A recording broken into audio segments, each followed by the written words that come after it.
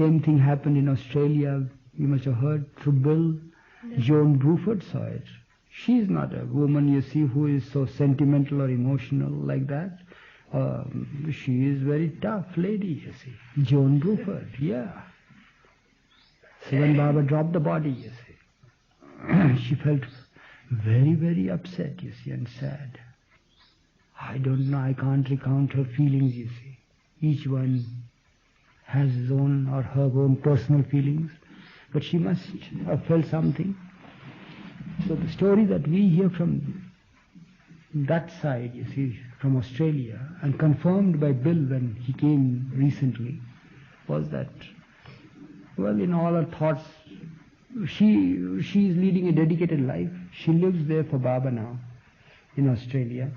So in the morning she goes with a basket of grain to feed her chooks, the chickens, and from a distance, you see, what she sees is Baba standing there. Her all thoughts are there on Baba, you see, and there she sees him. And she finds him in the same dress that she had seen him, you see, in the pink coat, Sadra, and standing there, reclining against a tree. And she goes there to catch hold of him, you see. And just then, a kookaburra, you know the Australian bird? Yeah. It has a peculiar cackle, you see. It just laughs like a human being. So she was distracted, and then Baba was no more there, you see. But she swears that she has seen him physically. And she says that if ever he would come again, nothing on earth can distract me. Now. And the next day again he appears in his traditional blue coat now this time, which she had also seen him there. And he was again there, you see, the same way. And that day, I don't know what happened to her. I was told, or I remember that, I'm not sure of that she got tripped or something happened, you see. And then again, just a very short distance, and she couldn't touch him, that's all. But the two sights that she has had is confirmed by the people, you see. Huh? She showed you the place. There you are, Rana says she showed the places. Yeah. And the same thing happened with my cousin in Pune. Did you go to Pune? You were there in Pune? Not this time, yeah. No, when did you? 69. Yeah. So there, my cousin, you see, she is absolutely helpless. Oh yes, I've heard of her. She was there in Pune. She is now in Ahmednagar. So her sister was there at the time of Amar Tithi. And she can't be brought in the crowd. She can't lift a finger, you see. She can't lift an eyelash, you may call it. She's so helpless.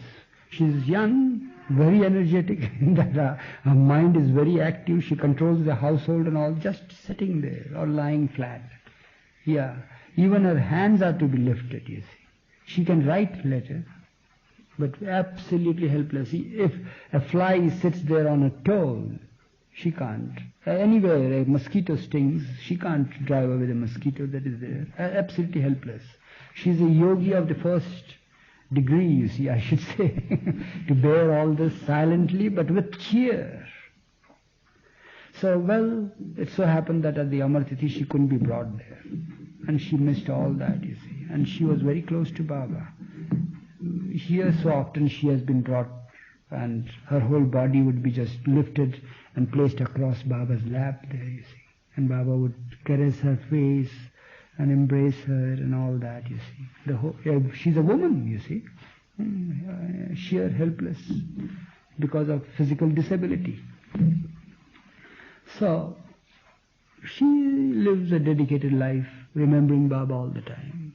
And she missed Baba's presence. And, well, whole household goes on 31st January to Mehrabad. She's left all alone. So her sister volunteered to stay there, offered to stay there. It's just the same for her, she said. So they've started following the same program that would be there at Mehrabad. And the time came for 12 o'clock, silence, from 12 to 12:15, the time in between Baba dropped the body, you see. There was complete silence. So they also observed silence. Soon after they started observing the silence, in walks Baba. This is what the sister sees, mind you. She heard the steps outside. She heard the steps too, that's what Rano says, outside, at our place there, Bindra, there's the steps there. So she feels that somebody has come now that she has observed silence, then for 15 minutes they have to observe silence. They were spellbound. So Dhan, who is the disabled lady, you see, she has shut her eyes and she has bent down her head, sits there at the dining table on a chair and keeps quiet and with her eyes shut. Whereas by her side is her sister Roshan.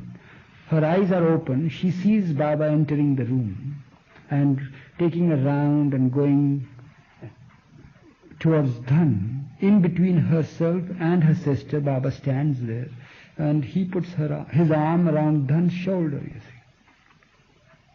And he stands, waits there. While they are so spellbound with the silence, self-imposed silence, that this woman cannot even utter a cry or welcome Baba. This girl who has seen Roshan. Whereas this one is so absorbed in Baba thought, you see, and Baba has his arm around her. So after some minutes, Baba leaves her. He sees her also, and he leaves.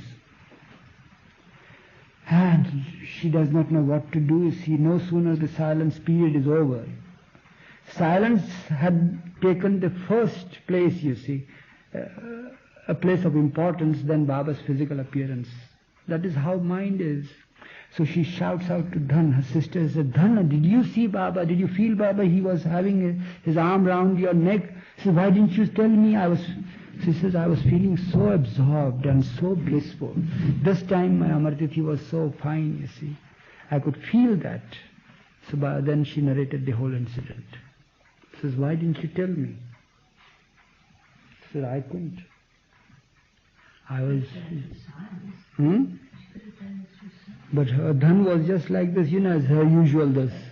But paralyzed. Paralyzed. Of course, she could have got up and clung to Baba, you see. Baba would have vanished if she'd done that. No. Why, if you want, you can. Unless... Just like John, who wanted to reach Baba, and just before she reached him, touched him, and even Thomas wouldn't have been able to touch him had he not ordered him to put his finger there. But she could have at least sort of, by doing like this. Well, everything we can say it afterwards, you see. No, I was quick enough on the uptake to realize what Roshan was meaning then. And we hear stories from the West too. You all bring some stories which are very heartwarming about Baba's physical presence. And we have been hearing of Mr. Luck, you see, Morris Luck, having seen Baba on the balcony, having seen him twice or something like that, you see. You know that, how he is, what are his feelings for Baba, you know? Oh, the Luck brothers. Yeah. No, I don't And Baba condescends to give him. He called Baba his friend. Yes, his friend. He probably has spent more time thinking about Baba than practically anybody else in the West. Poor Mr. Black. So he was lucky too. Yeah. And he casually reports to people. Well, what's there in that? You see, I've seen him twice here standing on the balcony. You see. I know he spoke with me. He's a good man, I tell you.